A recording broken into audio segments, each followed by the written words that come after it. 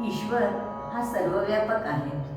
तो केवळ मंदिरातच नाही तर मानवी अंतःकरणात एवढेच नव्हे तर सृष्टीच्या कणाकणात वसलेला आहे. परमेश्वर पृथ्वीवर येताना सजीव रूपातून आलेला आहे. कधी मत्स्य, कच्छ, वराह तर कधी नृसिंह, वामन, परशुराम, राम, कृष्ण, बुद्ध असे देहरूप घेऊनच अवतरलेला आहे. म्हणजेच ईश्वर नाना रूपात आणि प्रत्येक जीवात वसलेला आहे.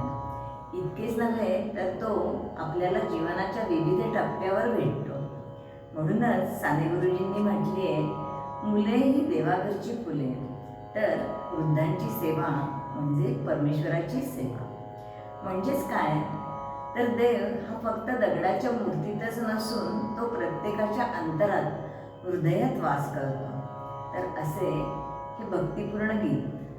रचना सुधीर मोघे, संगीत आणि स्वर सुधीर फडके यांचा. ऐकूया मंदिरात अंतरात देव नांदत आहे.